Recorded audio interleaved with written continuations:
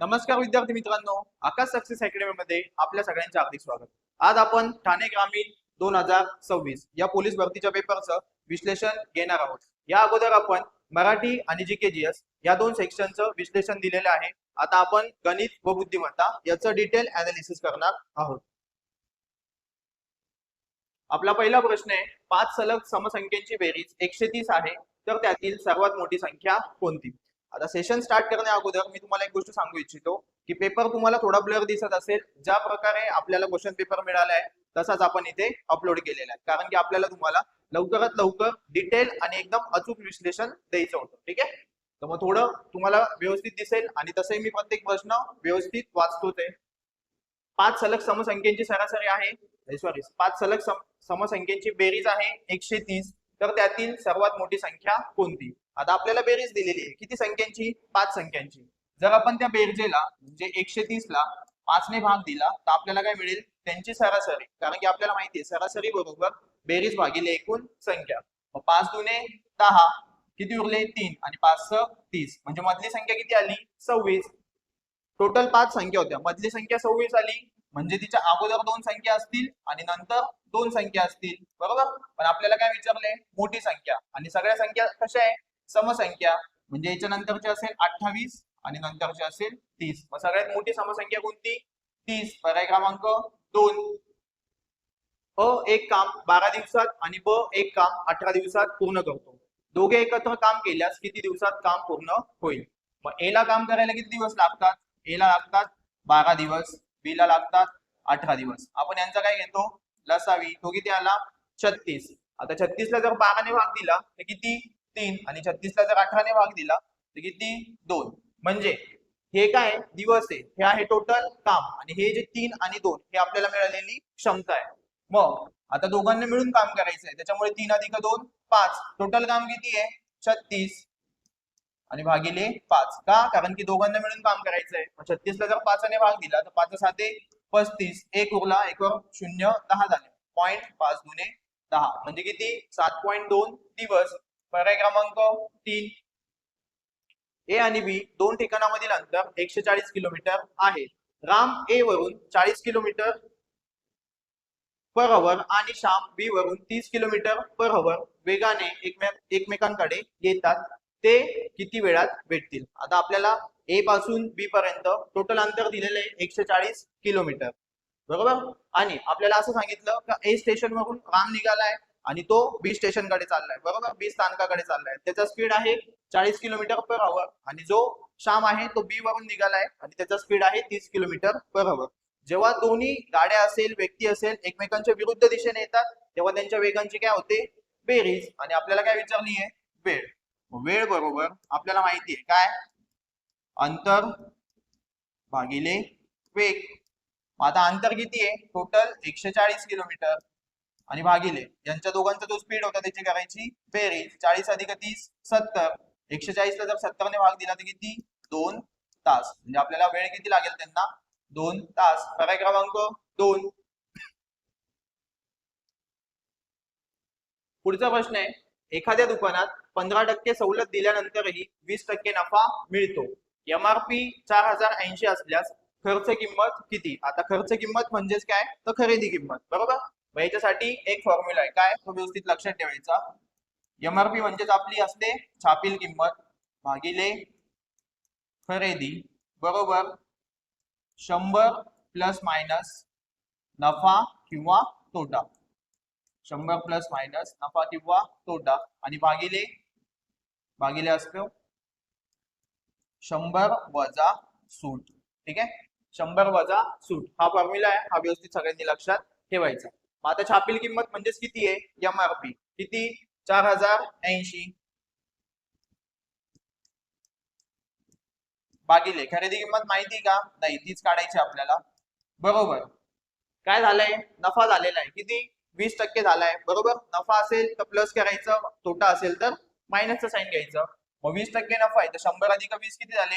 120 आणि भागिले सूट किती दिली होती? 15%. मग 100 मधून काय 15 वजा करायचे, म्हणजेच किती टक्के? 85%. आता येण्याला भाग देऊ, शून्य गेला शून्य गेला, 12 1 12, 12 3 36 किती उरले 4 बरोबर. आणि 4 8 48 12 चोक 48 85 गुणिले 34 हा गुणाकार करायचा आहे आपल्याला. 85 गुणिले 34 मग 4 पंचे 20 शून्य हातचे आले 2 4 8 32 32 आणि 2 34 शून्य एका अंकाने गुणून झालं शून्य दिला 3 पाचे 15 5 हातचा आला 1 3 8 24 24 आणि 1 25 यांची करायची बेरीज शून्याचा शून्य 5 आणि 4 9 5 आणि 3 8 आणि 2 2 म्हणजे किती आले 2890. पर्याय क्रमांक 2 2890.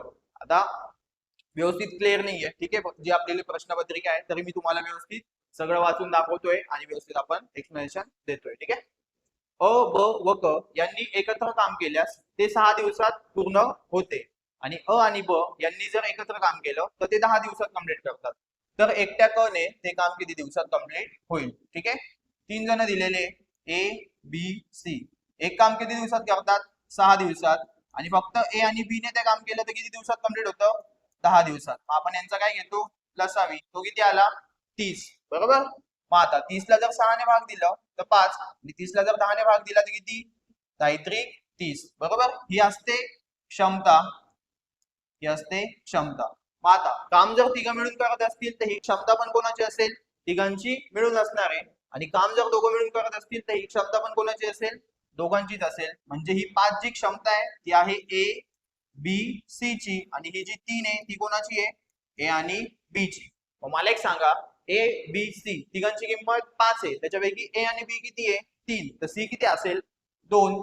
ए बी सी तिघं मिळून 5 आहे ए बी 3 आहे तर सी असेल 2 म्हणजे सी ची कॅपॅसिटी किती आहे 2. आणि आपल्याला काय विचारलंय की एकटा सी ते काम किती दिवसात कंप्लीट करेल. मग टोटल काम किती आहे 30. सी ची क्षमता 2 म्हणजे बे एक बे एक उरला 1 0 10 आणि बे पंचे 10 म्हणजे सी ला किती दिवस लागणार आहे 15 दिवस. पर्याय क्रमांक 2. पुढचा प्रश्न आहे एका भांड्यात दूध आणि पाण्याचे प्रमाण 5:3 आहे. 8 लिटर पाणी टाकल्यास प्रमाण 5:5 होते तर सुरुवातीला एकूण मिश्रण किती होते. व्यवस्थित दिसत नसेल तर मी सांगतोय. सुरुवातीला मिश्रण होतं दूध आणि पाण्याचं बरोबर. किती दिलेलं आपल्याला 5:3.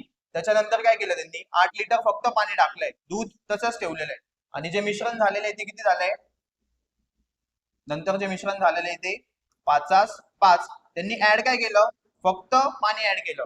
मग जर तुम्ही व्यवस्थित बघितलं तर तिनात किती मिळवलं तर 5 होतात 2 बरोबर. आणि या 2 चीच किंमत किती दिलेली आहे 8 लिटर म्हणजे 2 म्हणजेच किती 8 लिटर.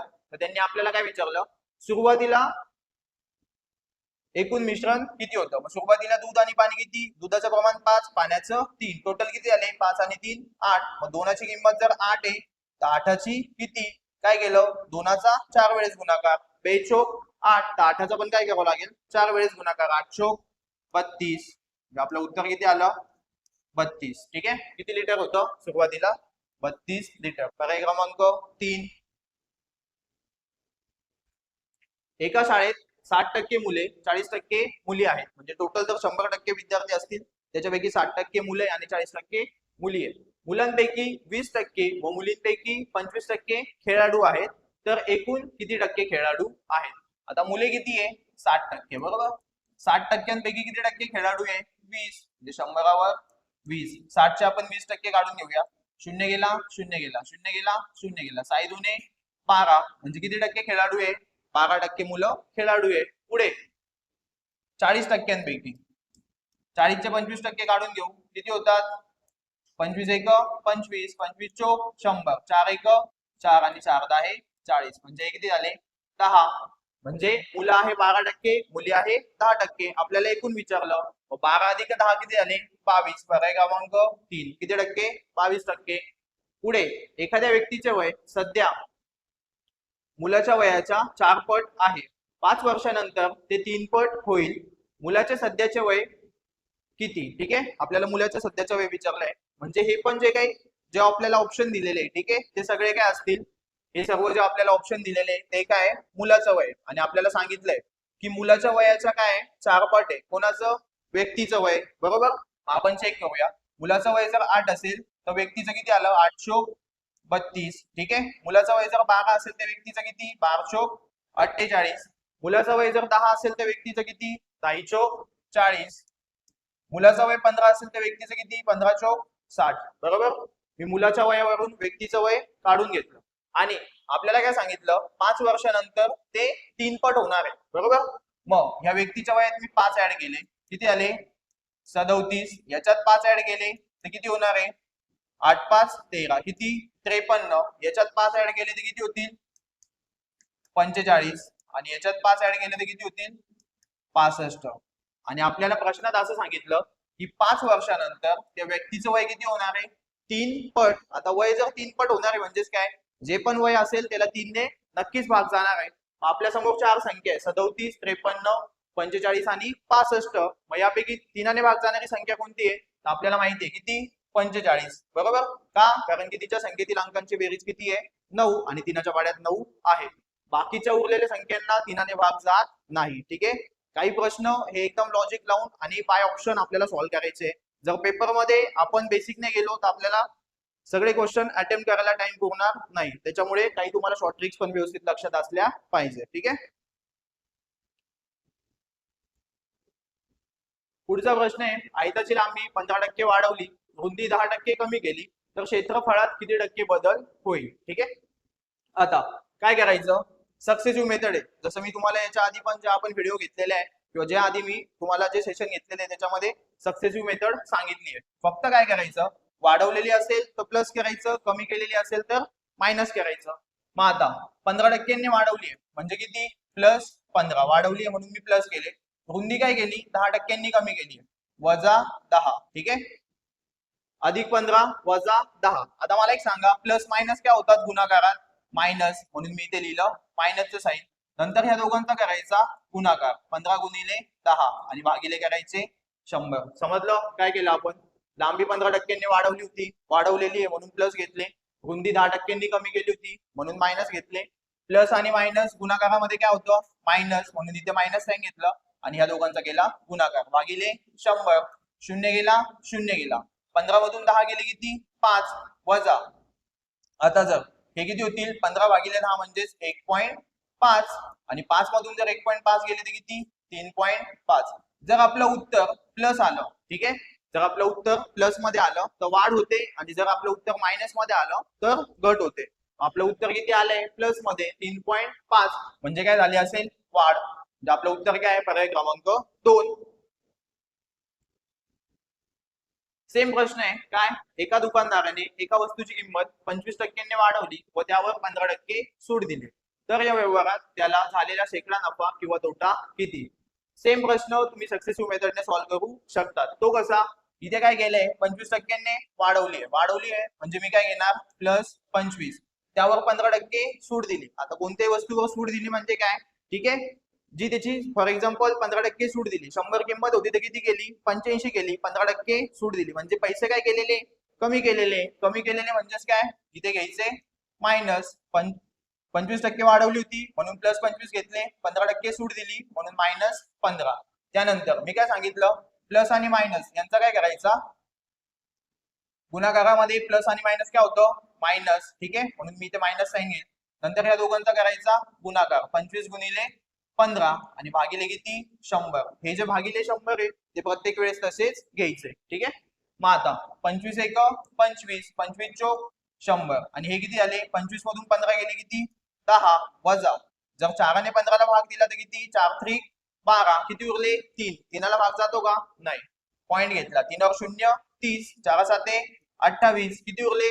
30 मधून 28 गेले 2, 2 और 0 20 आणि 4 पंचे 20 म्हणजे 10 वजा 3.75. मग आता 10 मधून जर 3.75 वजा गेले तर किती उत्तर येणार आहे? 6.25. हे काय असतील आपले?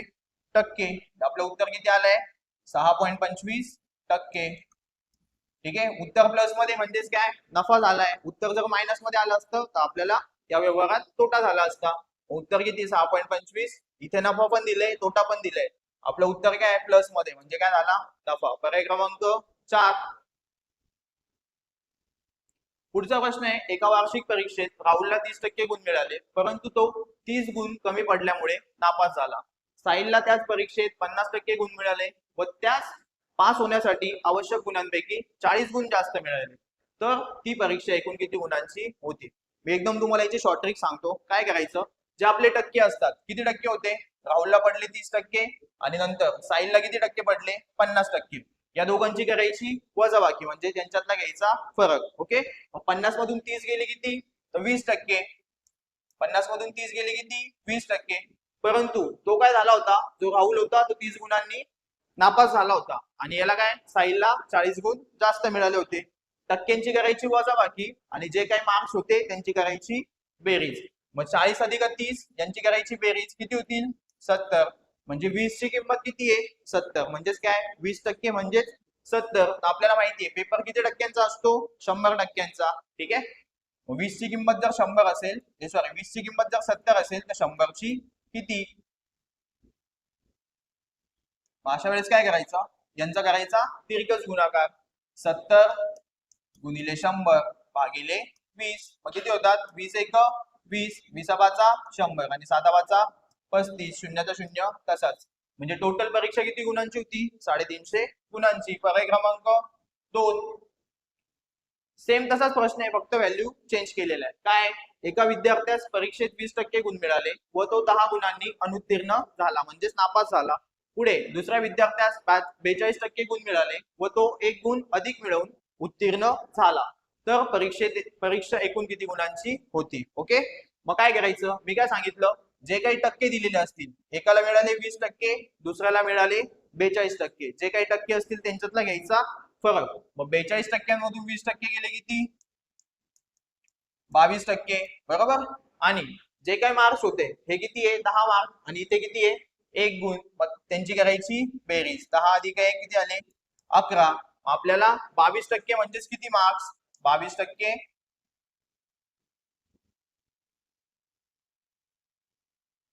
22% म्हणजेच 11 मार्क. तर पेपर टोटल 100%चा असतो, तर 100% म्हणजे किती, मी काय सांगितलं, यांचा करायचा गुणाकार. 100 गुणिले 11 भागिले 22. 11 एक 11, 11 दुने 22, बे एक बे, बे पंचे 10. किती आले, 50. म्हणजे आपलं उत्तर किती आलं, 50. म्हणजे परीक्षा एकूण किती गुणांची होती, 50. पर्याय क्रमांक 4. पुढचा प्रश्न आहे, एक दुकानदार एका वस्तूच्या खरेदीवर ग्राहकाला सवलतीचे खालील पर्याय देतो. सुरुवातीला तो सांगतो की 10% व 20%च्या दोन क्रमांकात सुटी घ्या. ठीक आहे, म्हणजे सूट देतो आणि नंतर 10% सेवा कर भरायला लावतो. ठीक आहे, आता जर तुम्ही व्यवस्थित लक्ष दिलं तर हा प्रश्न मी खाली सोडवतो. पहिले काय करतो, त्या वस्तूवर 2 सवलत देतो. 10% सवलत देतो म्हणजे काय,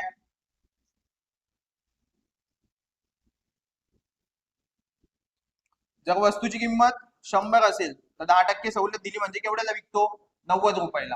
परत वस्तूची किंमत जर 100 असेल, 20% सवलत दिली म्हणजे केवढ्याला विकतो, 80 रुपयाला. आणि त्यानंतर काय करतो, 10% सेवा कर घेतोय, टॅक्स घेतोय. बरोबर. म्हणजे वस्तूची किंमत जर 100 असेल तर तिच्यावर किती, 110 रुपये घेतोय. बरोबर. जर तुम्ही व्यवस्थित कॅल्क्युलेशन बघितलं तर काय होणार आहे, इकडे हा शून्य गेला म्हणजे 2 शून्य कट झाले, इकडचे 2 शून्य कट झाले, हा पण 1 शून्य गेला, हा 1 शून्य गेला आणि इकडे किती उरले, 10 गुणिले 100 म्हणजेच 1000.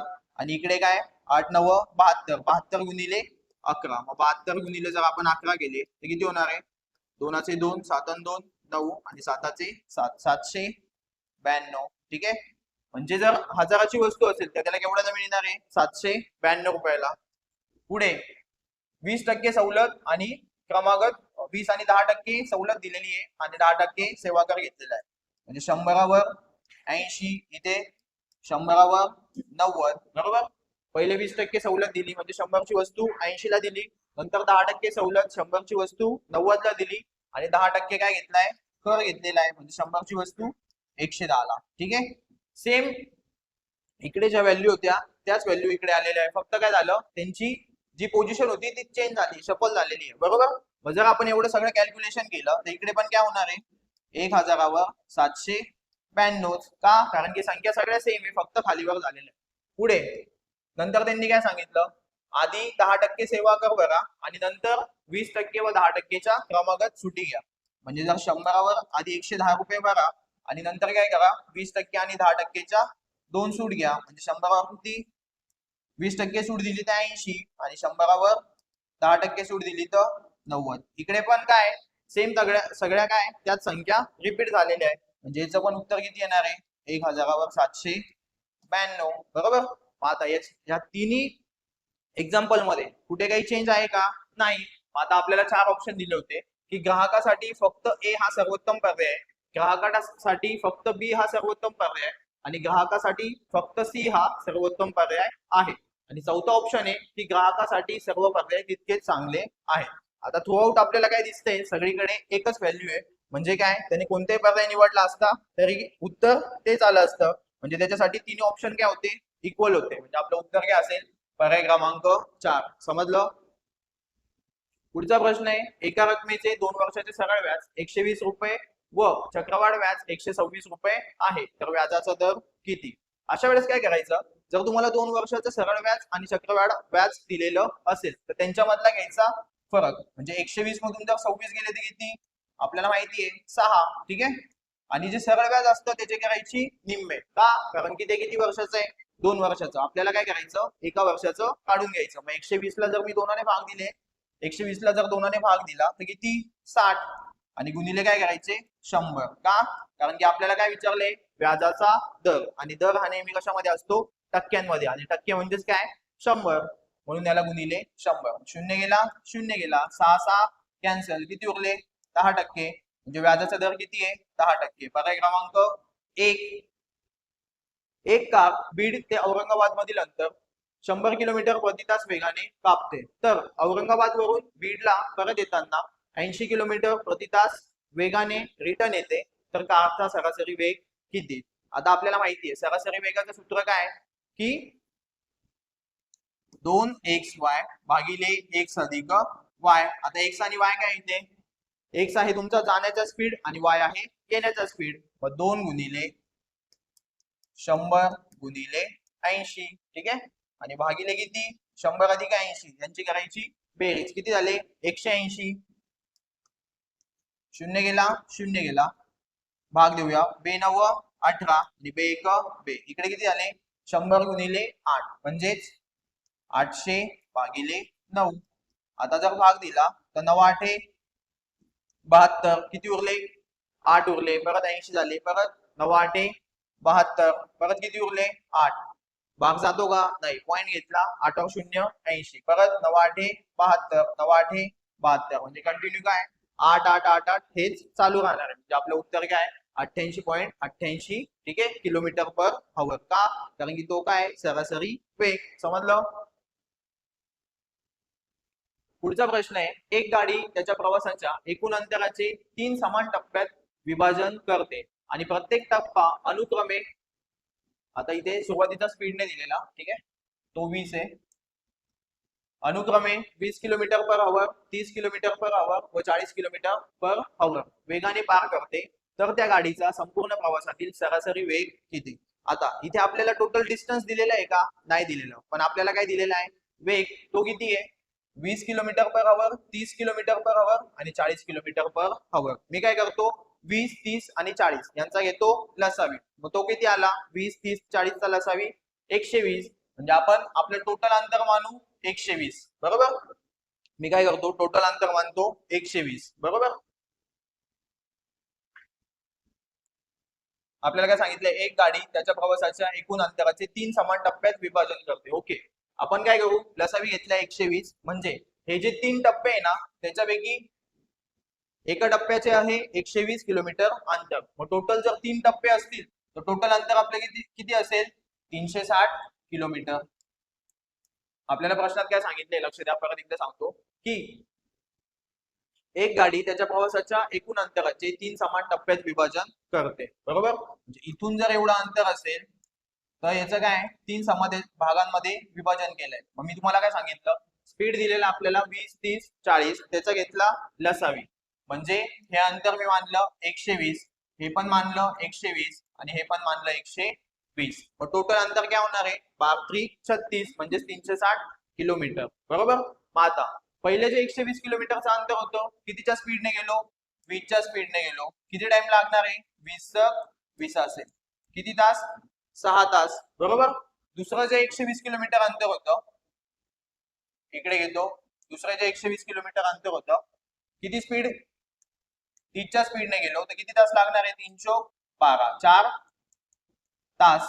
आणि तिसरं जे 120 किलोमीटर अंतर आहे कितीच्या स्पीडने जाणार आहे, 40च्या, म्हणजे 120 भागिले 40 बरोबर किती, 4×3=12, 3 तास. मग आता टोटल किती अंतर झालं, 120 120 120, टोटल किती, 360 किलोमीटर. आणि टाइम किती लागलाय, सुरुवातीला लागले 6 तास, नंतर लागले 4 तास आणि नंतर परत लागले 3 तास. 6 आणि 4 10, 10 आणि 3 13 तास. आपलं टोटल अंतर होतं,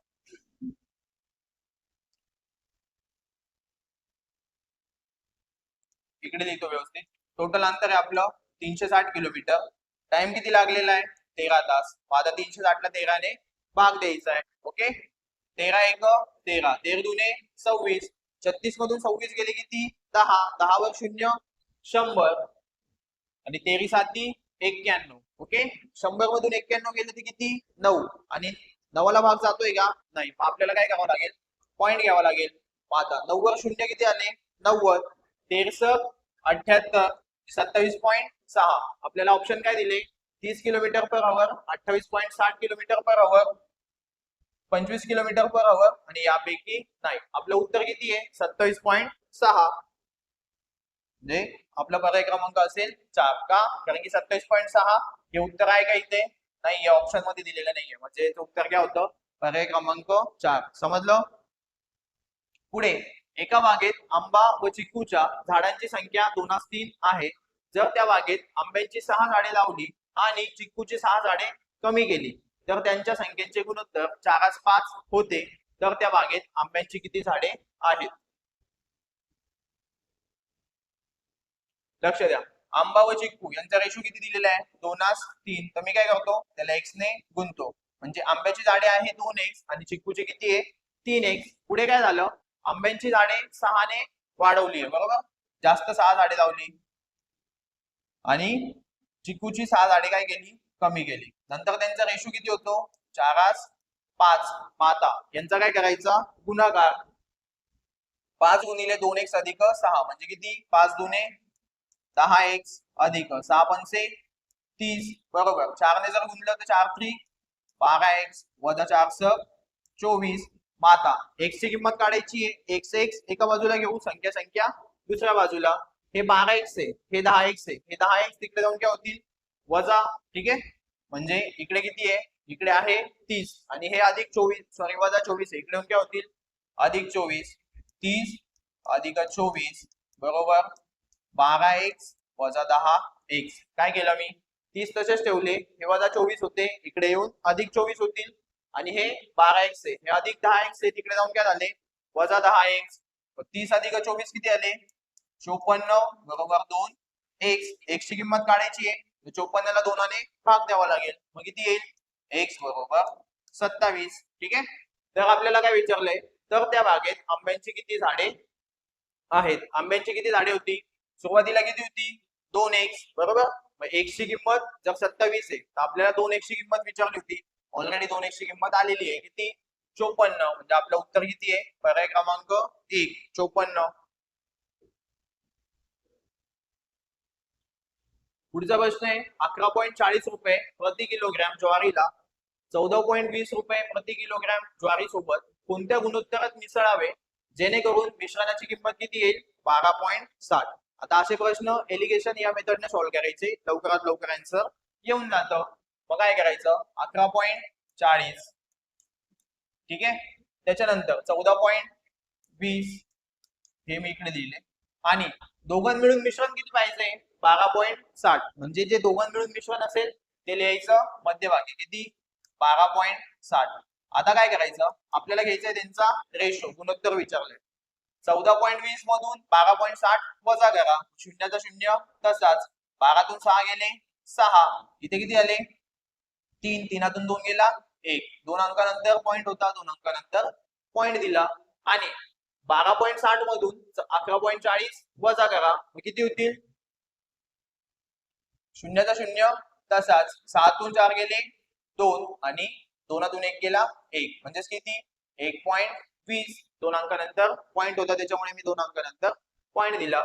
आता इथे पण 2 अंकानंतर पॉईंट आहे, इथे पण 2 अंकानंतर पॉईंट आहे, म्हणजे पॉईंट काय होईल, कॅन्सल. आणि आपल्याला याचाच रेशो विचारला होता, 0 गेला 0 गेला, 4 3 12 आणि 4 चौक 16, म्हणजे रेशो किती आलाय, 4:3. समजलं. आपलं उत्तर किती आहे, पर्याय क्रमांक 4, 4:3. पुढचा प्रश्न आहे, एका जहाजाचा पाण्याच्या प्रवाहाच्या दिशेने जाण्याचा वेग 20 किलोमीटर/आवर आहे व प्रवाहाच्या विरुद्ध दिशेने जाण्याचा वेग 16 किलोमीटर/आवर आहे, तर त्या जहाजाचा स्थिर पाण्यातील वेग किती. आता आपल्याला जहाजाचा प्रवाहाच्या दिशेने वेग दिलेला आहे आणि विरुद्ध दिशेने वेग दिलेला आहे, आणि काय विचारलंय, जहाजाचा वेग. जेव्हा कधी तुम्हाला एक्झाम मध्ये असे प्रश्न येतील की प्रवाहाच्या दिशेने वेग दिलेला आहे आणि प्रवाहाच्या विरुद्ध दिशेने वेग दिलेला असेल, तर अशा वेळेस त्यांची करायची बेरीज. ठीक आहे. कधी, जर तुम्हाला काय विचारलंय, जहाजाचा स्थिर पाण्यातील वेग.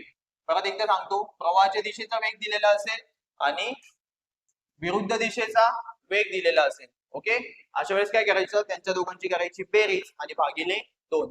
तुम्हाला जहाजाचा वेग मिळेल. जहाजाचा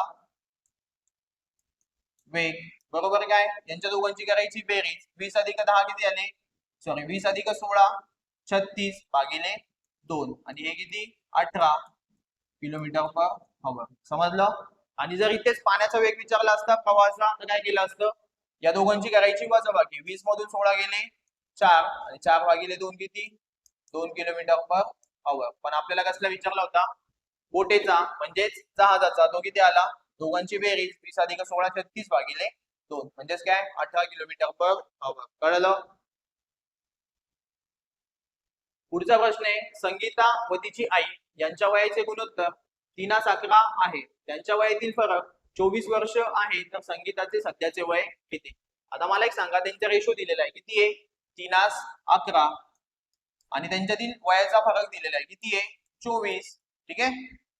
त्यांच्यातील वयाचा फरक दिलेला आहे, तो किती आहे, 24. आपण जर 11 मधून 3 वजा केले तर किती, 8, आणि ह्याच 8 ची किंमत किती आहे, 24. तर आपल्याला काय विचारलंय, तर संगीताचे सध्याचे वय किती. मग संगीताचे वय किती आहे, 3. म्हणजे 8 ची किंमत जर 24 असेल तर 3ची किती. काय करायचं, यांचा करायचा गुणाकार, 3 गुणिले 24 भागिले काय, 8.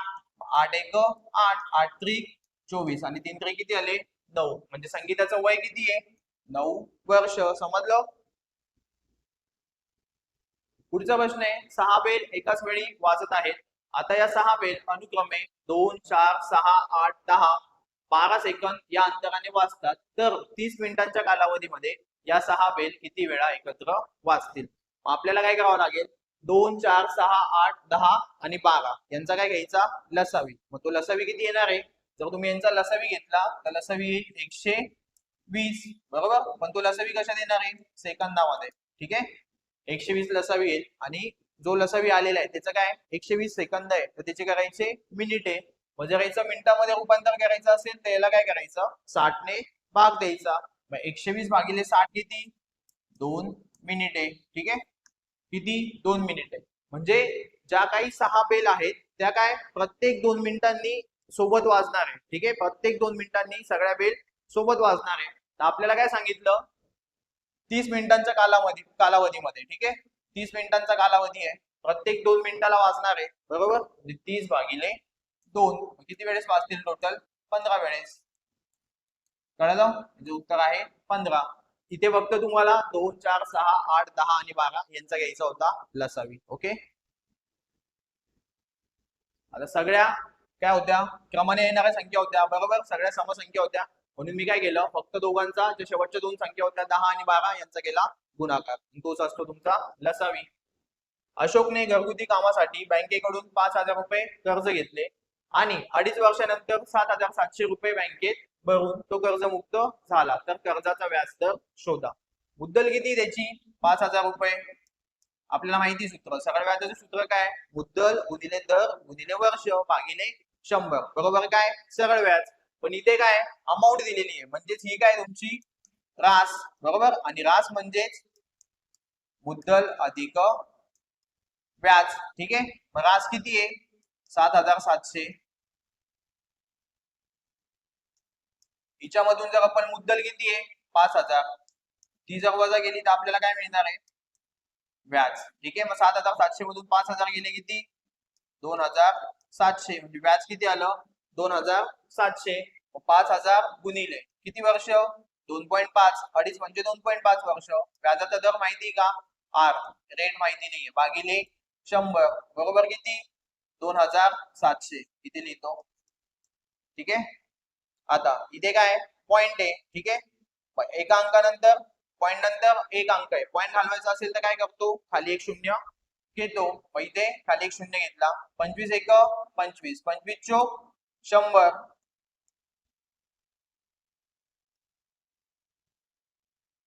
25 एक 25, 25 चोक 100 आणि शून्याचा शून्य तसाच. मग शून्य गेला शून्य गेला, हे दोन शून्य गेले, हे दोन शून्य गेले, मग गुणाकार किती आला 27 गुणिले 4 भागिले 5.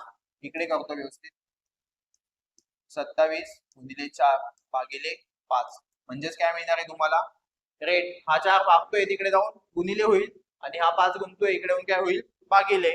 मग आता 4 साते 28, 8 8 आले 2, 4 दुने 8, 8 आणि 2 10 भागिले किती 5. 5 जर भाग दिला तर 5 दुने 10, किती उरला वरतून किती घेतले 8, 5 एक 5, 8तून 5 गेले 3, 3ला भाग जातो का नाही, मग काय पॉइंट आणि 5 30, म्हणजे किती 21.6. आणि ते कशात असणार आहे टक्क्यांमध्ये, म्हणजे पर्याय क्रमांक 4 हे काय असेल आपलं उत्तर. समजलं. पुढचा प्रश्न आहे 1.2 चा वर्ग अधिक 1.2 चा घन. आता 1.2 चा वर्ग म्हणजेच काय मी सांगितलंय तुम्हाला, जर पॉइंटचा वर्ग किंवा घन असेल तर काय करायचं पॉइंट आहे हे विसरून जायचं. म्हणजे आपण याला किती कन्सिडर करणार आहे 12. मग 12चा वर्ग किती 144, 12चा वर्ग आहे 144. इथे पॉइंट नंतर किती अंक आहे 1. जर आपण वर्ग करत असू तर जे आपला वर्ग आलाय ठीक आहे, म्हणजे जी पूर्ण वर्ग संख्या आली आहे, जर वर्ग केलेला असेल तर काय करायचं पॉइंट नंतर जेवढे अंक असतील त्याच्या करायची दुप्पट. इथे होते पॉइंट नंतर एक अंक, त्याची केली दुप्पट, म्हणजे इथे किती 1.44. ते असेल आपलं उत्तर. पुढे 12चा घन. आता 12चा घन किती 1728, पण इथे काय पॉइंट आहे, मग आपल्याला पण उत्तरात काय करावं लागेल पॉइंट द्यावं लागेल. जर आपण घन करत असू तर काय करायचं पॉइंट नंतर जेवढे अंक असतील तेवढे मोजायचे. मग इथे पॉइंट नंतर किती अंक आहे 1 आणि घन करतोय त्याच्यामुळे 1 ची करायची तिप्पट, म्हणजेच त्याला 3ने गुणायचं. सॉरी, म्हणजे किती होतील 1728. आणि पॉइंट देताना काय 3 अंकानंतर पॉइंट द्यायचा. ठीक आहे, म्हणजे हे किती आले 1.728. यांची करायची आहे बेरीज. 8चे 8 तसेच, 4 आणि 2 6, 7 4 11चा 1, हातचा आला 1, 2 आले 1 आणि 1 2, आणि हातचा 1 किती आला 3, म्हणजे 3.168. 3.168. पर्याय क्रमांक 3. 4 वाजून 10 मिनिटे या वेळेत तास काटा व मिनिट काटा यातील कोण किती. आता याचं सूत्र माहिती तुम्हाला, 30 गुणिले 4 वजा 11/2 गुणिले काय मिनिटे. मिनिटे किती आहे 10, मग 3 चौक किती आले 12, म्हणजे 120. 2ने भाग दिला तर बे 1 बे 10. 11 गुणिले 5 55. 120 मधून 55 वजा केले तर किती 65, म्हणजे उत्तर किती आहे 65. पर्याय क्रमांक 2. द्या लक्ष. आपला पुढचा प्रश्न आहे, एका चौरसाचे क्षेत्रफळ 100 सेंटीमीटर स्क्वेअर असेल तर त्या चौरसाच्या आतून स्पर्श करणाऱ्या वर्तुळाची त्रिज्या किती. ठीक आहे, आपल्याला प्रश्न असा विचारलाय की हा जर एक चौरस असेल, आपल्याला माहिती आहे चौरसाच्या सगळ्या बाजू काय असतात समान लांबीच्या, आणि त्यामध्ये एक वर्तुळ काढायचंय बरोबर. त्या वर्तुळाने काय झालं पाहिजे सगळ्या बाजूंना स्पर्श केला पाहिजे. ते वर्तुळ कसं पाहिजे आतून.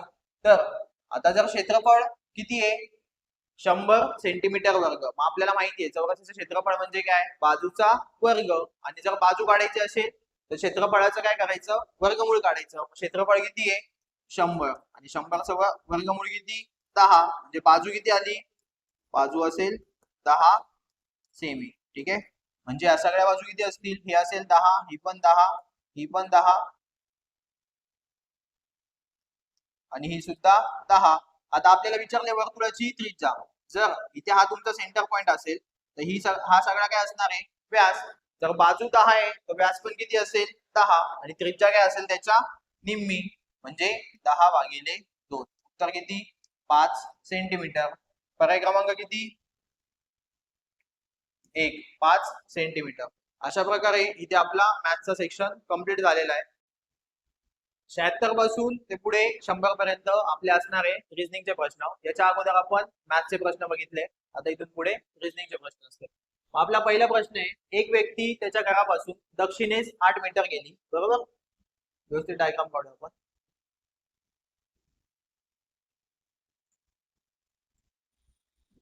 एक व्यक्ती घरापासून काय दक्षिणेस 8 मीटर गेली. आपल्याला माहिती आहे, जर आपण व्यवस्थित दिशा लिहिल्या, ठीक आहे, ही असते उत्तर, ही असते दक्षिण, ही असते पूर्व आणि ही काय पश्चिम. दक्षिणेला जर इथे घर असेल, ती व्यक्ती दक्षिणेला गेली किती 8 मीटर. त्यानंतर तेथून 6 मीटर पूर्वेस गेली. 6 मीटर कुठे पूर्वेस.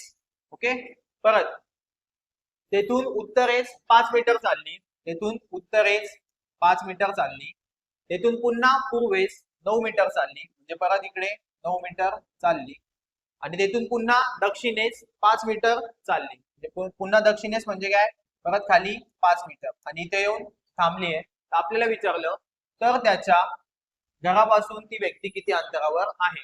इथे होतं घर, व्यक्ती इथे येऊन थांबली आहे, म्हणजे आपल्याला हे जे अंतर आहे ते विचारलंय. बरोबर, हे जर 9 असेल तर इथून तर इथपर्यंत हे पण काय असेल 9. हे 6 आहे, हे 9 आहे, दोघांची बेरीज केली तर किती 6 9 15. बरोबर, आता आपल्याला माहिती आहे हे काय पायथागोरसचं प्रमेय आणि हा काय झाला आपला काटकोन त्रिकोण. ही बाजू 8 आहे, ही बाजू 15 आहे, तर आपला कर्ण किती असेल 17. कारण की पायथागोरसचं प्रमेय काय 8 15 17 हे काय एक त्रिकूट आहे आणि ते आपल्याला माहिती आहे. जर तुम्ही 8चा वर्ग केला 64, 15चा वर्ग केला 225, यांची जर बेरीज केली तर तुम्हाला मिळेल 17चा वर्ग, तो असतो 289. समजलं, आपलं उत्तर किती आहे पर्याय क्रमांक, उत्तर आहे पर्याय क्रमांक बी 17 मीटर. समजलं.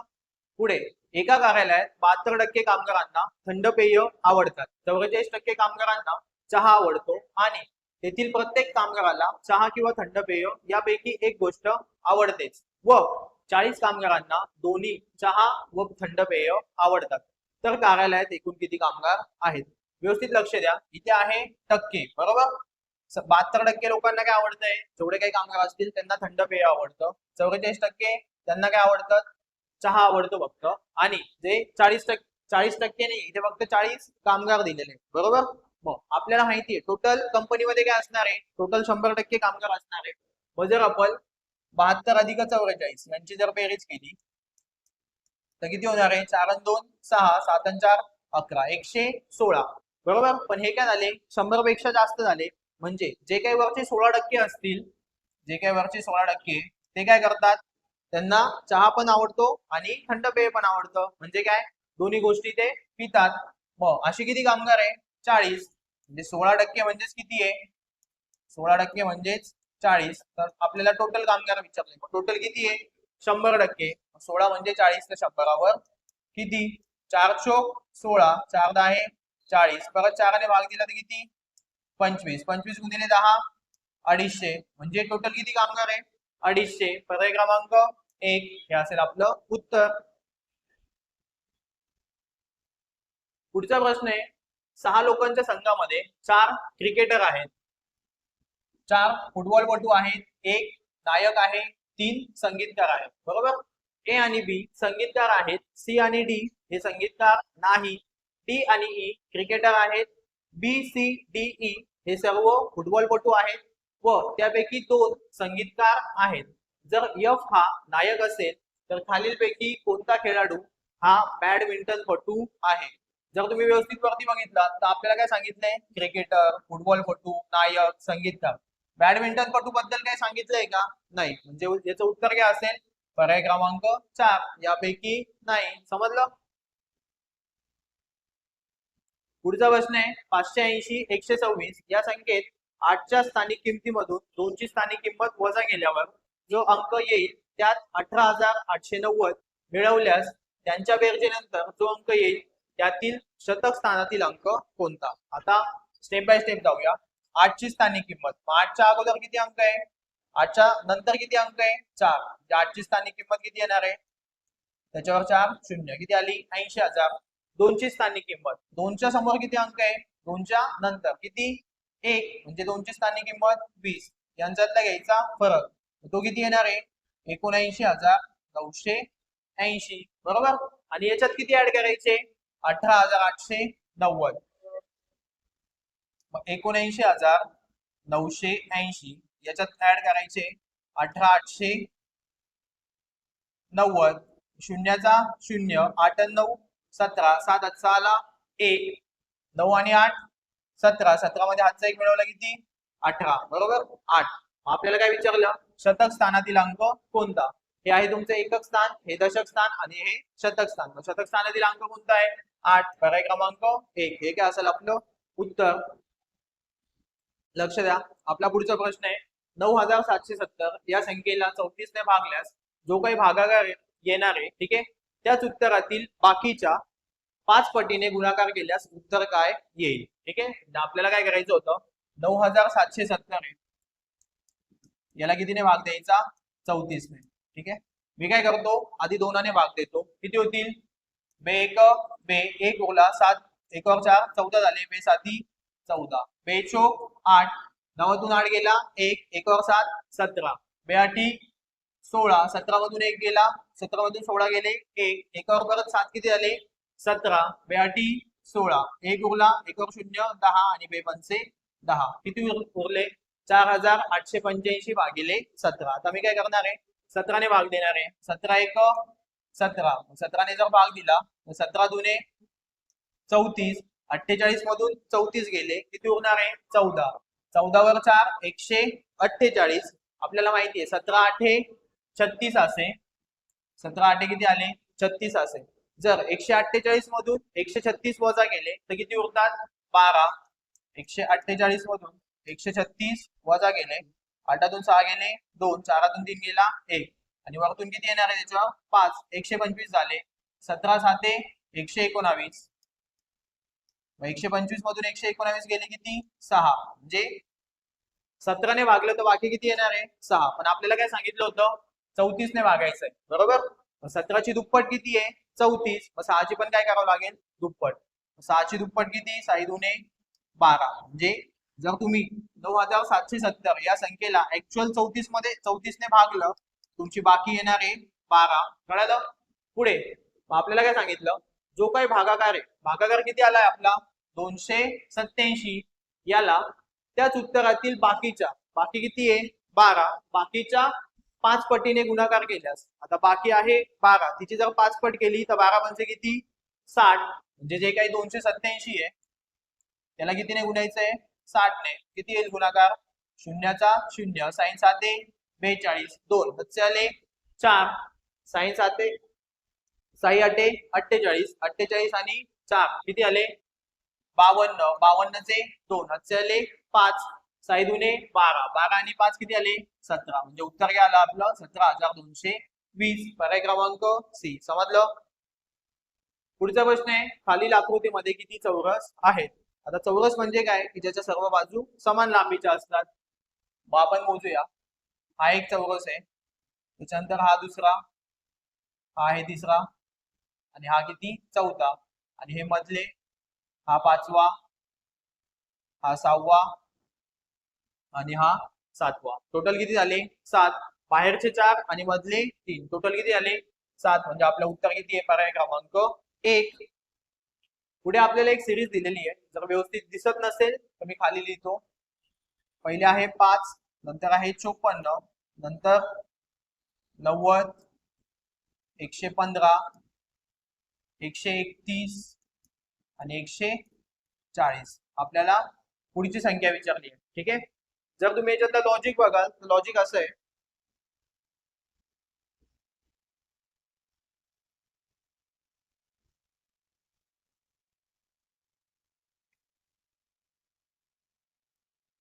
हे जे 5 आहे ते तसेच घेतले. ठीक आहे. याच्यामध्ये 7चा वर्ग ऍड केलाय. मग 7चा वर्ग किती? 49. 7चा वर्ग आहे 49. 49 मध्ये 5 मिळवले तर किती? 54 बरोबर. मग हे 54 मी इकडे घेतले 54. याच्यामध्ये आधी 7चा वर्ग मिळवला होता, आता काय उलट्या क्रमाने जायचंय. म्हणजे आता 6चा, नंतर परत 5चा, 4चा, या पद्धतीने. 7चा वर्ग 49, 6चा किती? 6 6 36. 54 मध्ये 36 ऍड केले 90. आली पुढची संख्या 90 मध्ये किती ऍड करायचे? 5. आता 7चा झाला, 6चा झाला, 5चा वर्ग 25 किती? 115. 115 मध्ये 4चा वर्ग 16 ऍड केले तर किती होतील? 131. 131 मध्ये 4चा वर्ग झाला होता, आता 3चा वर्ग. 3चा वर्ग किती? 9. किती होतील? 140. आणि आता पुढची संख्या किती आहे? 140. 140 मध्ये किती ऍड करायचे? 3चा वर्ग केला होता, आता कितीचा करावा लागेल? 2चा वर्ग. 2चा वर्ग 4. 140 मध्ये जर 4 ऍड केले किती होतात? 144. म्हणजे आपलं उत्तर किती आहे? 144. पर्याय क्रमांक सी. समजलं? पुढचा प्रश्न आहे, खाली दिलेल्या प्रश्नातील विसंगत घटक ओळखा. ओके. आता जर तुम्ही या संख्या बघितल्या तर सगळ्या संख्या एकदम विचित्र आहे किंवा वेगवेगळ्या आहेत. मग अशा वेळेस काय करायचं? यांची करून बघायची बेरीज. मग 1 अधिक 2 3, 3 अधिक 1 किती आले? 4. यांची जर बेरीज केली 1 आणि 3 4, 4 आणि 4 8. परत सगळ्यांच्या अंकांची बेरीज करू. 6 आणि 1 7, 7 आणि 1 8. सॉरी 6 आणि 3 9, 9 आणि 1 10. हे किती आले? 2 आणि 4 6, 6 आणि 1 7. पुढे इथे किती आहे? 591. 9 अधिक 1 10, 10 आणि 5 15. हे किती आले?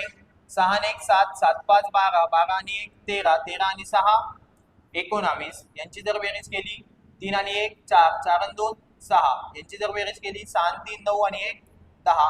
जर तुम्ही बघितलं तर सगळीकडे काय 4 4चा फरक आहे. म्हणजे याच्यात किती मिळवले? 4 मिळवले तर 8 होतात.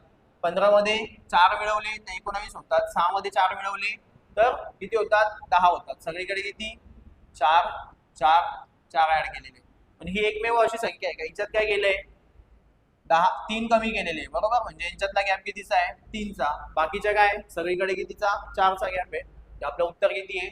विसंगत घटक ओळखायचा होता, म्हणजे हीच सगळ्यात वेगळी आहे. पर्याय क्रमांक 3. पुढचा प्रश्न आहे, जर तुम्ही 3 सर्कल दिलेले तुम्हाला, ठीक आहे, 3 वर्तुळ दिलेले, जर वर्तुळाच्या बाहेरची संख्या बघितली तर इथे आहे 14 23 16 7. यांची जर आपण बेरीज केली 14 अधिक 23 अधिक 16 अधिक 7 तर किती होतील? 7 आणि 3 10, 6 आणि 4 10, 10 आणि 10 20. शून्य हातचे आले 2. हे किती आले? 4, 4 आणि 2 6. 60 आले. 60 ला काय केले? नंतर 4 ने भाग दिलाय किती? 15. आणि इथे किती लिहिले? वर्तुळात 15, बरोबर. सेम तसे या संख्येची बेरीज करू आपण. हे किती होतील? 6 आणि 5 11, 11 अधिक 20 किती होतील? 31. 31 मध्ये 7 मिळवले तर किती? 31 मध्ये 7 मिळवले 31 अधिक 7 38. 38 मध्ये 10 मिळवले 48. किती आले होते? 48. 48 ला जर 4 ने भाग दिला तर किती? 12. म्हणजे इथे किती आले? 12. सेम तसंच यांची सगळ्यांची बेरीज करायची. 12 आणि 18 किती आले? 30. 30 अधिक 22 किती आले? 30 अधिक 22 52. ठीक आहे. आणि त्याच्यात जर 16 ऍड केले तर किती होणार आहे? 6 आणि 2 8, 5 आणि 1 6 68. हे जे 68 आहे 68 ला 4 ने भाग द्यायचा. 68 ला जर 4 ने भाग दिला तर किती? आपल्याला माहिती आहे 17. 17 चौक 68 होतात. म्हणजे इथे किती येणार आहे? 17.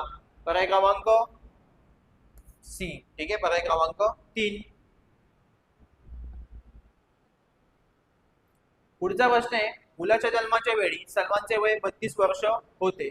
आजच्या वयानंतर 5 वर्षांनी सलमानचे वय त्याच्या मुलाच्या वयाच्या तिप्पट होईल. तर सलमानचे व मुलगा यांची आजची वय किती? आपल्याला आजचे वय विचारलंय आणि आपल्याला एक गोष्ट सांगितली आहे, तर मुलाच्या जन्माच्या वेळी सलमानचं वय किती होतं? 32, बरोबर. आणि मुलाचं किती असेल? नुकताच जन्मलेलं आहे म्हणजे त्याचं वय किती? 0. म्हणजे आपण असंही म्हणू शकतो की त्यांच्या दोघातला जो वयामधला फरक असेल तो किती वर्षांचा आहे? 32 वर्षांचा. म्हणजे सलमान आणि त्याचा मुलगा यांच्या वयातील फरक किती आहे? 32. आपण पहिले सगळीकडे चेक करू की कुठे कुठे फरक 32चा आहे. 43 मधून 11 गेले तर फरक किती आला? 32. इथे 43 मधून 16 गेले, 13 तून 6 गेले किती? 7. इथे किती किती झाले? 3, 3 1 गेला 2. इथे फरक कितीचा येतोय? 27. तर आपल्याला किती पाहिजे? 32. 37 मधून 5 गेले किती? 32. 47 मधून 11 गेले म्हणजे 7 1 गेला 6 आणि 4 1 गेला 3, 36. आपल्याला काय पाहिजे? फरक 32चा. फक्त आपण ऑप्शन वरनं चेक करून 2 ऑप्शन कॅन्सल केलेले. ओके. आता पुढे नंतर काय म्हटलं? आजच्या वयाच्या 5 वर्षांनी सलमानचे वय त्याच्या मुलाच्या वयाच्या किती होईल? तिप्पट. म्हणजे सलमानचं सध्याचं वय किती आहे 43. त्याच्यात जर 5 मिळवले तर नंतर वय किती होईल 48. आणि मुलाचं किती आहे 11. त्याच्यात जर 5 मिळवले तर किती होईल 16. आणि आपल्याला काय विचारलं की 5 वर्षांनी सलमानचं वय मुलाच्या वयाच्या किती होणार आहे तिप्पट. म्हणजे मुलगा 16 असेल तर त्याची तिप्पट 16 48. टॅली होतंय. म्हणजेच आजचं त्यांचं वय किती असेल 43 आणि 11. समजलं. जर तुम्ही इकडे बघितलं तर 37 मध्ये 5 मिळवले तर किती होणार आहे 42. आणि 5 मध्ये 5 मिळवले तर किती 10. 10च्या तिप्पट आहे का 42 नाही. म्हणून आपण ऑप्शन कॅन्सल. याच्यावरनं काय पर्याय क्रमांक 1 हेच आपलं उत्तर असेल. ओके. पुढचा प्रश्न आहे ए चे वय बी च्या वयापेक्षा तिप्पट आहे. 4 वर्षांपूर्वी क चे वय अ च्या तेव्हाच्या वयाच्या दुप्पट होते. 4 वर्षानंतर ए चे वय 31 वर्ष असेल तर बी चे व क चे आजचे वय किती. एकदम सोपं आहे. ठीक आहे. प्रश्न तुम्हाला एकदम किचकट वाटत असेल पण कोणता तरी एक पॉईंट धरायचा आणि तिथून सॉल्व्ह करायला स्टार्ट करायचं. मग आपल्याला काय सांगितलंय ए बी सी 3 जण आहे बरोबर. त्याच्यापैकी 4 वर्षानंतर अ चे वय किती आहे 31 वर्ष. म्हणजे 4 वर्षांनी तो 31 चा होणार आहे. आजचं वय काढायचं असेल तर काय करावं लागेल 31 मधून 4 कमी करायचे म्हणजे किती 27. म्हणजे ए चं वय किती आहे 27. पुढे ए चे वय बी च्या वयाच्या काय तिप्पट आहे. ए तिप्पट वयाचा आहे म्हणजे बी काय असेल त्याच्या 1/3 बरोबर. ए जर 27 आहे तर याला जर 3 ने भाग दिला तर बी चं किती असेल 9. आलं बी चं पण वय. आणि 4 वर्षांपूर्वी क चे वय अ च्या तेव्हाच्या वयाच्या दुप्पट होते बरोबर. कधी 4 वर्षांपूर्वी. अ जर आज 27 चा आहे तर 4 वर्षांपूर्वी कितीचा असेल 23 चा. म्हणजे ए असेल 4 वर्षांपूर्वी 23 चा. 27 मधून 4 कमी गेले 23. आणि आपल्याला असं सांगितलं की 4 वर्षांपूर्वी क चे वय ए च्या तेव्हाच्या वयाच्या काय होते दुप्पट. ए जर 23 असेल तर सी काय असणार आहे त्याच्या दुप्पट म्हणजे 23 दुने 46. पण हे कधी 4 वर्षापूर्वी. मग सीचं जर आत्ताचं वय काढायचं असेल तर काय करावं लागेल आपल्याला याच्यामध्ये 4 ऍड करावं लागतील. मग 46 मध्ये 4 मिळवले किती 50. आणि आपल्याला तेच विचारलंय तर ब चे आणि क चे आजचे वय किती. मग किती आहे बी आणि सी चं वय 9 आणि 50. पर्याय क्रमांक 3. समजलं. एकदम सिंपल प्रश्न आहे. एका कार्यक्रमात 10 व्यक्ती एकत्र आल्या. प्रत्येकाने प्रत्येकाशी एकदाच हस्तांदोलन केले तर एकूण किती वेळेस हस्तांदोलन होईल. ठीक आहे. हा मग लक्ष द्या. आता काय 10 व्यक्ती आले होते. मी काय सांगितलं जेवढ्या व्यक्ती असेल त्याच्या घ्यायची अगोदरची संख्या 10च्या अगोदर 9 येतात आणि भागिले 2. मग बे 1 बे पंचे 10 आणि 9 पाचे 45. ठीक आहे. म्हणजे किती वेळेस हस्तांदोलन झालं असेल 45 वेळा. समजलं. इथे जी पण संख्या असेल तिच्या अगोदरची संख्या घ्यायची त्या दोघांचा करायचा गुणाकार आणि भागिले 2. मग आता एका टोपलीत काही फळे आहेत त्यापैकी 6 सोडून सर्व आंबे आहेत, 6 सोडून सर्व सफरचंद आहेत आणि 6 सोडून सर्व संत्री आहेत. तर त्या टोपलीत एकूण किती फळे आहेत. आता ह्या प्रश्नाचं एकदम मी तुम्हाला सिंपल सांगतो लॉजिक. काय असतं जेवढे फळे असतील किती आहे प्रत्येक वेळेस किती सोडलेले. इथे पण 6 इथे पण 6 इकडे पण 6. टोटल प्रत्येक वेळेस 6 सोडले म्हणून मी 6 घेतले. फळं किती प्रकारचे मला एक सांगा. आंब्याची आहे, सफरचंदाची आहे, त्याच्यानंतर संत्रीची आहे. फळे किती टाईपचे 3 टाईपचे फळे. 6 गुणिले 3. समजलं. प्रत्येक वेळेस 6 सोडले म्हणून 6. 3 टाईपचे फळ होते म्हणून 3 घेतले. आणि खाली काय करायचं जेवढ्या टाईपचे फळं असतील 3 टाईपचे फळं होते कोणकोणते आंबा सफरचंद आणि संत्री. 3 टाईपचे फळं होते त्याच्यातून एक कमी करायचं. 3तून जर एक कमी केलं तर किती 2. बस फक्त एवढं कॅल्क्युलेशन करायचं. बे 1 बे 3 6 आणि 3 3 किती 9. म्हणजे टोपलीत किती फळे आहे टोटल 9. पर्याय क्रमांक सी. समजलं. तर त्या टोपलीत एकूण किती फळे आहेत तर किती फळे 9. म्हणजेच काय तर टोटल असतील 3 आंब्यांची 3 सफरचंदांची आणि 3 संत्र्यांची. समजलं. पुढचा प्रश्न आहे चंद्र आकाश भूषण हे बुद्धिमान आहेत. ओके. धनेश वीरेश आकाश हे परिश्रमी आहेत. वीरेश चंद्र धनेश हे इमानदार आहेत. तर आपल्याला विचारले भूषण आकाश दिनेश आणि वीरेश हे काय खेळाडू आहे. तर खालीलपैकी कोण खेळाडू नाहीत. आपल्याला शेवटची लाईन काय सांगितली आहे खेळाडू कोण कोण आहे भूषण आहे आकाश आहे आणि वीरेश आहे. म्हणजे आणि आपल्याला विचारताना काय विचारले की कोण खेळाडू नाहीत. म्हणजे ज्या ठिकाणी या तिघांपैकी एखाद्याचं नाव असेल तो ऑप्शन कॅन्सल करायचा. आकाश आणि भूषण खेळाडू आहे हा ऑप्शन येईल का? नाही. भूषण इथे पण आला, हा पण ऑप्शन कॅन्सल. परत आकाश, भूषण आणि कोण आहे? विरेश. विरेश आणि आकाश इथे आले, म्हणजे कोण नाही खेळत आहे? पर्याय क्रमांक 2 चंद्र आणि धनेश. समजलं? इथे बरेच जण तुम्हाला सांगतील की चार्ट काढा वगैरे, व्यवस्थित सगळं लिहा. एवढं सगळं करायची गरज नाहीये. फक्त शेवटची लाईन वाचून पण तुम्हाला लगेच उत्तर मिळून जात आहे. सेम तसंच माहिती तीच आहे, प्रश्न फक्त वेगळा आहे. आता खालीलपैकी काय विचारलंय? खालीलपैकी कोण बुद्धिमान नाही? बरोबर, बुद्धिमान कोण नाहीये आपल्याला सांगितलंय. बुद्धिमान आहे कोण कोण? चंद्र, आकाश आणि भूषण हे सगळे काय बुद्धिमान आहे. मग आपल्याला नाही विचारले. मग ज्या ठिकाणी चंद्र, आकाश आणि भूषण यांचे नावे असतील ते ऑप्शन कॅन्सल करायचा. मग इथे काय भूषण आणि चंद्र हा पण ऑप्शन कॅन्सल. चंद्र इथे पण आला, आकाश आणि भूषण इथे पण आले. बरोबर, एकाच ठिकाणी नाहीये. पर्याय क्रमांक 1 धनेश आणि विरेश हे काय असेल आपलं उत्तर. समजलं? पुढचा प्रश्न आहे, एक घड्याळ प्रत्येक तासाला 5 सेकंद पुढे जाते. जर ते घड्याळ सोमवारी सकाळी 9 वाजता बरोबर लावले असेल तर ते घड्याळ त्यानंतर लगेच येणाऱ्या शनिवारी सकाळी 9 वाजता कोणती वेळ दाखवेल? आता एक घड्याळ आहे, प्रत्येक तासाला काय होतं? 5 सेकंद पुढे जात आहे. सोमवारी सकाळी 9 वाजता लावलं होतं, तर शनिवारी सकाळी 9 वाजता कोणती वेळ दाखवेल? सोमवारपासून शनिवारपर्यंत दिवस किती होतात पहिले ते बघूया. मंगळवार, बुधवार, गुरुवार, शुक्रवार, शनिवार. टोटल किती दिवस झाले? 5. आपल्याला माहिती आहे एका दिवसामध्ये किती तास असतात? 24. एका दिवसात किती तास असतात? 24. असे किती दिवस आहे? 5. म्हणजे एवढे काय होतील टोटल तास. आणि आपल्याला सांगितलंय काय की एका तासात किती सेकंद पुढे जातं? 5 सेकंद. एका तासात जर 5 सेकंद जात असेल तर 24 गुणिले 5 हे काय टोटल तासच आहे.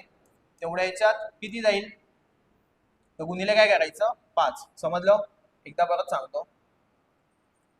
एका तासात 5 सेकंद पुढे जातं, तर 24 गुणिले 5 यांचा जर गुणाकार केला, ठीक आहे, म्हणजेच किती येईल तो? 24 गुणिले 5 120. 120 तासात किती जाईल ते काढायचं आपल्याला.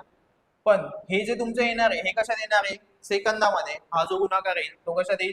सेकंदामध्ये. म्हणजेच 24 गुणिले 5 गुणिले 5 हे काय असतील तुमचे? सेकंद. बरोबर.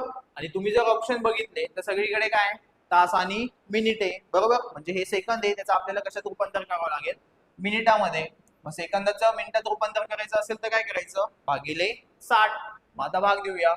12 दुने 24, 12 पंचे 60, 5 गेले 5 गेले आणि 5 दुने 10. म्हणजे हे किती मिनिटे झाले? 10 मिनिटे. म्हणजे घड्याळ काय झालं असेल? 10 मिनिटं पुढे गेलं असेल. सकाळी वेळ कोणती होती शनिवारी? 9. त्याच्यामध्ये 10 ऍड करा म्हणजे 9 वाजून 10 मिनिटे. पर्याय क्रमांक 1. समजलं? मी फॅन चालू करतो, गरम होतोय थोडा.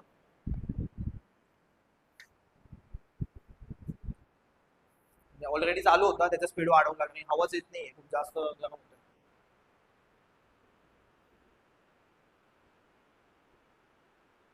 घ्या पुढचा प्रश्न आपला. एका बसमधून काही व्यक्ती प्रवास करत आहेत. 6 व्यक्ती तामिळ बोलतात, 15 व्यक्ती हिंदी बोलतात आणि 6 व्यक्ती गुजराती बोलतात. ओके, 6 व्यक्ती काय करतात? तामिळ बोलतात, 15 व्यक्ती हिंदी बोलतात आणि ज्या उरलेल्या 6 व्यक्ती आहेत त्या काय गुजराती बोलतात. आपण सगळ्यांची करूया बेरीज. 6 किती होतील? 12. 12 अधिक 15 किती झाले? 27. ओके. हा, पुढे आपल्याला असं सांगितलं त्या गटात काही व्यक्ती उल्लेख काही व्यक्ती उल्लेखलेल्या इतर भाषाही बोलतात. म्हणजे काय? ज्या काही व्यक्ती असेल तिथे त्या 2 ते 3 भाषा एक व्यक्ती सुद्धा बोलते, इतरही भाषा बोलतात. जर गटातील 2 व्यक्ती 2 भाषा बोलत असतील, गटातील 2 व्यक्ती काय 2 भाषा बोलतात. बरोबर, 2 व्यक्ती 2 भाषा बोलतात आणि एक व्यक्ती 3 भाषा बोलत असेल. एक व्यक्ती जी आहे ती काय करते? 3 भाषा बोलते. ओके, एक व्यक्ती 3 भाषा बोलते. आपण ऑलरेडी काय केलेलं आहे? सगळ्यांना कन्सिडर केलेलंच आहे. मग इथे काय 2 व्यक्ती 2 भाषा बोलतात, त्याच्या 2 व्यक्ती आहे 2 भाषा होत्या त्या आपण मायनस करू. बरोबर, त्यानंतर 27 मधून 2 गेले किती? 25. आणि एकच व्यक्ती आहे, पण एक व्यक्ती किती भाषा बोलते? 3 भाषा बोलते. आपल्याला काय करायचं आहे? एका व्यक्तीला एकच भाषा द्यायची आहे. मग त्याच्यामुळे काय 2 भाषा एक्स्ट्रा आहे त्या आपण मायनस करू. याच्यातून परत 2 गेले तर किती? 23. म्हणजे टोटल किती माणसं असतील किंवा किती प्रवासी असतील? 23. समजलं? मी काय केलं, एका व्यक्तीला एकच भाषा बोलू द्यायची आहे, बरोबर. आपण हे आपल्या लॉजिकनुसार लवकरात लवकर सॉल्व्ह केलं. ठीक आहे. टोटल व्यक्ती होत्या 15, 6 आणि 6 यांची गेली बेरीज, ती आली 27. दोन व्यक्ती दोन भाषा बोलत होत्या, त्याच्यामुळे त्या दोन कॅन्सल केल्या. त्याच्यानंतर एक व्यक्ती 3 भाषा बोलत होती, बरोबर. त्याला काय एकच भाषा बोलायला लावली आणि ज्या 2 एक्स्ट्रा होत्या त्या आपण याच्यामधून मायनस केल्या. म्हणजे टोटल आपल्याला काय मिळतील, प्रवासी. मग प्रवासी किती आहे, 23. पर्याय क्रमांक 2. पुढचा प्रश्न आहे, ए बी सी डी या 4 राजकीय पक्षांच्या प्रवक्त्यांना बसवण्याची जबाबदारी श्री गर्ग यांच्यावर आहे. या प्रवक्त्यांवर एक समन्वयकही आहे, म्हणजेच काय, एक कोऑर्डिनेटर आहे, बरोबर. मग आता प्रवक्त्यांची समन्वयकासह जो काही कोऑर्डिनेटर असेल त्याच्या सहित नावं दिलेली आपल्याला जेरे, हमीद, खेमू, थापा आणि पटेल अशी व्यक्ती आहेत. टोटल किती व्यक्ती आहे, 5 व्यक्ती आहे. मग आपल्याला ही सगळी माहिती दिलेली आहे आणि प्रश्न काय विचारलाय ते व्यवस्थित बघा. तर कोण समन्वयक आहे, बरोबर. म्हणजे काय, कोण कोऑर्डिनेटर आहे आपल्याला ते विचारलंय. एवढी सगळी माहिती वाचायची, मग एक डायग्राम काढायची, त्याच्यानंतर आन्सर करायचं, खूप जास्त टाइम जातो. शेवटची ओळ वाचायची, तर कोण कोऑर्डिनेटर ते आपल्याला विचारलंय. मी घालून शेवटचे 2 सेंटेन्स वाचतो फक्त. समन्वयक जो असेल म्हणजे जो कोऑर्डिनेटर असेल, खेमू किंवा पटेल यांच्या शेजारी बसणार नाही. जो काही कोऑर्डिनेटर आहे तो कोणाजवळ नाही बसणार, खेमू आणि पटेल जवळ बसणार आहे का, नाही बसणार आहे. म्हणजे आपल्याला याच्यावरने एक गोष्ट समजली की जो कोणी कोऑर्डिनेटर आहे तो एक तर खेमू आणि पटेल या दोघांपैकी एकही नाहीये. ऑप्शन मध्ये काय, खेमू पण दिलाय, पटेल पण दिलेला आहे, दोन्ही ऑप्शन केले कॅन्सल. समजलं? कारण की कोऑर्डिनेटर या दोघांजवळ बसणार नव्हता, म्हणजे तो खेमू पण नसेल, पटेल पण नसेल. पुढे, जेरे हे सिंह पक्षाचे प्रवक्ते आहेत व ते 4थ्या आसनावर बसतील. आणि सुरुवातीला जर तुम्ही व्यवस्थित वाचलं तर पहिलंच काय सेंटेन्स आपल्याला सांगितलं होतं, जो काही कोऑर्डिनेटर असेल, जो काही समन्वयक असेल तो मधल्या म्हणजे 3ऱ्या आसनावर बसणार आहे. म्हणजे जो कोणी कोऑर्डिनेटर आहे तो जर 5 जण आहे टोटल, तर मधल्या स्थानी कोण बसणार आहे, कोऑर्डिनेटर बसणार आहे, बरोबर. आणि इथे काय सांगितलं, शेवटची लाईन वाचली, जेरे हे सिंह पक्षाचे प्रवक्ते आहेत व ते 4थ्या स्थानावर बसणार आहे. म्हणजे जेरे कुठे बसणार आहे, 4थ्या स्थानावर. इथे जेरे पण आहे, हा पण ऑप्शन कॅन्सल. उरलो कोण, थापा. थापाच कोण असेल, आपला समन्वयक म्हणजेच काय, कोऑर्डिनेटर. समजलं? विदाऊट डायग्राम काढता मी हा प्रश्न तुम्हाला एकदम सोप्या पद्धतीने समजून सांगितलाय. समजलं? पुढचा प्रश्न आहे, कल्याणी ही वीणाची सासू असून वीणा ही अशोकची वहिनी आहे. ठीक आहे, व्यवस्थित लिहून घेऊया. कल्याणी ही वीणाची सासू असून वीणा ही अशोकची वहिनी आहे.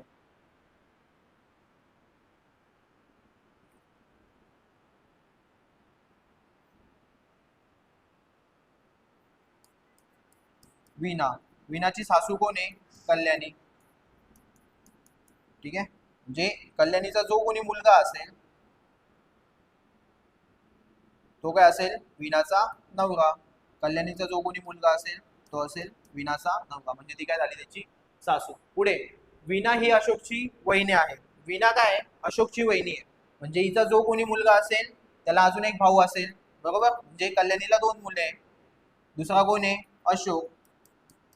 वीणा ही अशोकची वहिनी आहे. ठीक आहे.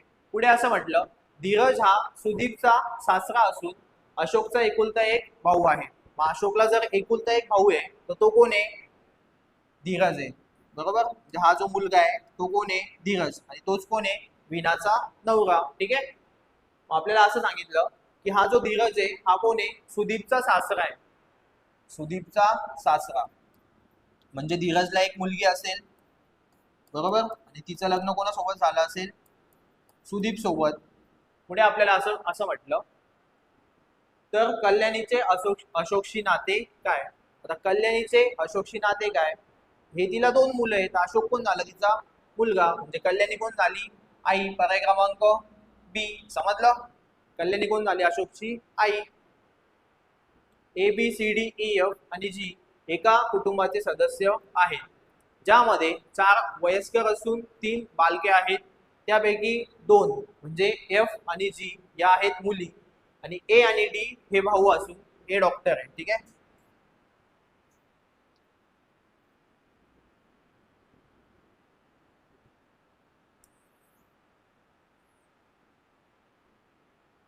व्यवस्थित इकडे लिहूया.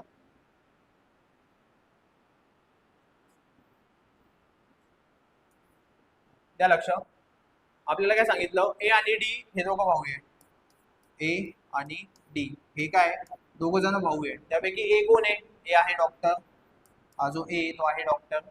ई एक इंजिनियर असून दोन भावांपैकी एका सोबत काय झालंय, विवाहबद्ध झालेला आहे. बरोबर, म्हणजे ई एक तर ए ची पत्नी असेल नाही तर डी ची पत्नी असेल. पुढे वाचूया. आणि ई ला दोन अपत्य आहे. ओके, बी हा डी सोबत विवाहित आहे. म्हणजे डी कोण आहे? हा भाऊ होता, हा पण भाऊ आहे. त्याचे लग्न कोणासोबत झाले? डीचं लग्न झालं बी सोबत. म्हणजे जी कोणी ई असेल तिचं लग्न कोणासोबत झालंय? ए सोबत. कळलं? आणि ई ला काय सांगितलंय? दोन अपत्य आहे. म्हणजे ए आणि ई या दोघांना काय दोन अपत्य आहे. बरोबर. हा, पुढे आपल्याला असं सांगितलं की बी हा डी सोबत विवाहित असून आणि जी त्याचे अपत्य आहे. डी आणि बी चे अपत्य कोण आहे? जी. ओके, मग कोण कोण आता आपल्याला काय सांगितलं होतं? A B C D E F G. A B म्हणजे इथे असेल सी, हे दोघं भाऊ बहीण असतील. ठीक आहे. डी आलाय, ई एफ बाकी आहे. बरोबर. आणि आपल्याला काय सांगितलं? दोन मुली आहे. दोन कोणत्या मुली होत्या? एफ आणि जी. मग ही जर मुलगी असेल आणि जी पण मुलगी असेल तर हा कोण आहे? मुलगा. बरोबर. कारण की आपल्याला काय सांगितलं? 4 वयस्क आहे, 3 बालक आहे. मग ह्या जर दोन मुली असतील तर हा कोण झाला? मुलगा. आणि प्रश्न आपल्याला विचारलाय तर सी कोण आहेत? आता हा जो सी आहे तो कोण आहे ते विचारलंय आपल्याला. बरोबर. पहिली गोष्ट ही कळाली का तो मुलगा आहे. मग आता एचा मुलगा आहे का? हो, एचाच मुलगा आहे. बरोबर. म्हणजे काय आपलं पहिलंच आन्सर बरोबर आहे. पर्याय क्रमांक 1. सी कोण आहे? एचा मुलगा आहे. कळालं? पुढचा आता काय इनपुट आउटपुटचा प्रश्न दिलेला आहे. वरील मांडणीचा अभ्यास करून दिलेल्या आसनासाठी पायरी 5 काढा. बरोबर. हा, दिलेल्या आदानासाठी पायरी 5 काढा. ओके, आपल्याला काय सुरुवातीला काय सेंटेन्स दिलं होतं? Ram was here only. ठीक आहे. आणि नंतर काय आपल्याला 5वी पायरी दिलेली, राम हेअर वॉज ओनली. मग इथे आपल्याला जे काही सेंटेन्स दिलेले तिथे काय सेंटेन्स आहे? I have long awaited. ठीक आहे. आपल्याला काय विचारलं? 5 नंबरची पायरी. बरोबर. मी पूर्ण जरी हा प्रश्न पोलीस भरतीसाठी नवीन असेल, ठीक आहे, एकदम सोपं सांगतोय. काय करायचं? फक्त इथे 5 नंबरची पायरी बघायची. ही झाली तुमची 5 नंबरची पायरी. ही जर पायरी तुम्ही व्यवस्थित बघितली तर इथे तुम्हाला एक गोष्ट लक्षात येईल. हे होतं तुमचं सेंटेन्स. राम जशाच्या तसंच आहे. म्हणजे काय पहिलं जे आय सेंटेन्स आहे ते जशाच्या तसंच राहील. नंतर काय झालंय? वॉच 2 नंबरला होता, 3 नंबरला गेला. आणि हिअर 3 नंबरला होता, 2 नंबरला आला. म्हणजे फक्त हे जे दोन सेंटेन्स आहे किंवा हे जे दोन शब्द आहे ते काय झाले? इंटरचेंज. म्हणजे काय? आय लॉंग आणि पुढे हॅव. आणि जो पुढचा शब्द आहे इथे ओनली होता तसाच आला. मग इथे कोणता आहे? अवेटेड. मग इथे काय असेल? अवेटेड शब्द तसाच असेल. मग आय लॉंग हॅव अवेटेड. पर्याय क्रमांक 4. I long have awaited. समजलं? बऱ्याच विद्यार्थ्यांना हा प्रश्नच व्यवस्थित समजला नसेल कारण की पोलीस भरतीला फर्स्ट टाइम असा प्रश्न विचारलेला आहे. ठीक आहे. तुम्हाला जास्त लॉजिक नव्हतं लावायचं. फक्त इथे पायरी 5 बघायची होती. पहिलं सेंटेन्स आणि 5 नंबरचं याच्यात काय चेंज झालेलं आहे? सेम तसंच चेंज पहिला जे आपल्याला सेंटेन्स दिले त्याच्यात आणि दिलेल्या वाक्यात करायचं होतं. समजलं? पुढचं जर व्यवस्थित दिसत नसेल तर मी लिहून देतो तुम्हाला. इथे आहे ए, नंतर डॅश सी डी डी, परत डॅश बी सी डी, परत डॅश ए बी सी, परत डॅश आणि डी ए बी आणि पुढे काय? डॅश. ठीक आहे. आता आपल्याला विचारले की याचं काय लॉजिक असेल. जर तुम्ही व्यवस्थित बघितलं, ठीक आहे, तुम्हाला एक गोष्ट कळेल. इथे काय सीच्या अगोदर काय आलेलं आहे? बी. म्हणजे मी सीच्या अगोदर घेतला बी. त्यानंतर इथे एबीसी होते, इथे पण एबीसी आहे. एबीसी नंतर काय? डबल डी आहे. बरोबर. म्हणजे इथे काय असेल? डी. आता एबीसीच्या अगोदर काय? इथे काय? इथे बी आणि सी आलेले आहे. म्हणजे इथे काय असेल? ए. ABC D. डी किती वेळेस आहे? 2 वेळेस. परत एबीसी डी. डी किती वेळेस आहे? 2 वेळेस. म्हणजे कोणती सिक्वेन्स फॉलो झालेली आहे? A B C D D. बरोबर.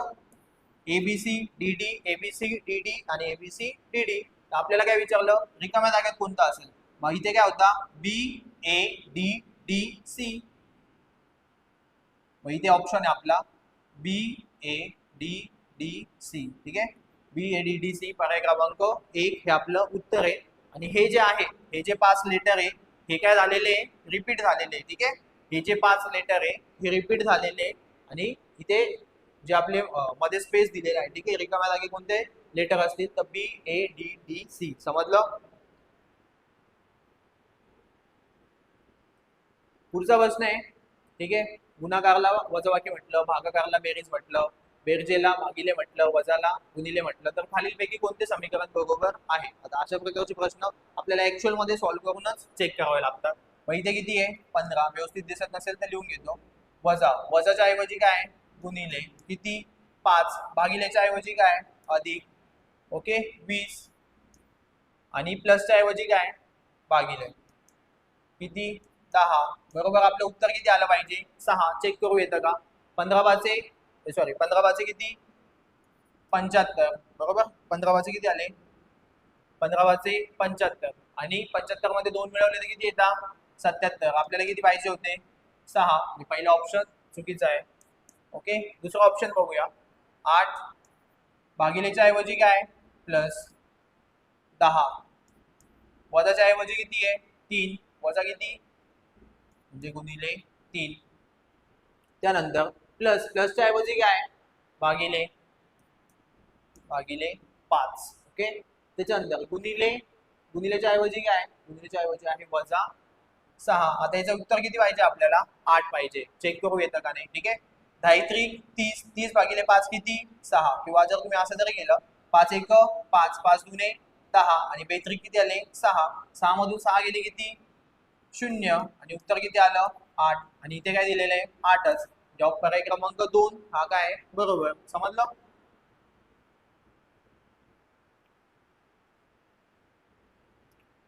पुढचा प्रश्न आहे, रवीचा जन्म 5 मे 1992, ठीक आहे, सोमवारी झाला. प्रत्येक दिवसाला, प्रत्येक वाढदिवसाला तो चित्रपट पाहायला जातो. मात्र वाढदिवस मंगळवारी किंवा बुधवारी असल्यास, वाढदिवस मंगळवारी किंवा बुधवारी असल्यास तो चित्रपट पाहायला जात नाही. तर पहिल्या 10 वाढदिवसापर्यंत तो किती वेळा चित्रपट पाहू शकणार नाही? बरोबर. आता त्याचा बर्थडे कधी झालेला आहे, ठीक आहे, जन्म कधी आहे, 5 मे 1992.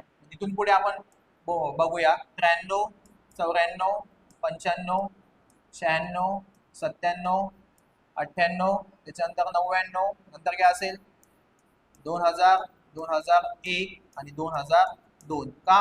कारण की 1992 ला जन्म होता, 10 वर्षाचा कधी होईल, 2002 मध्ये. बरोबर.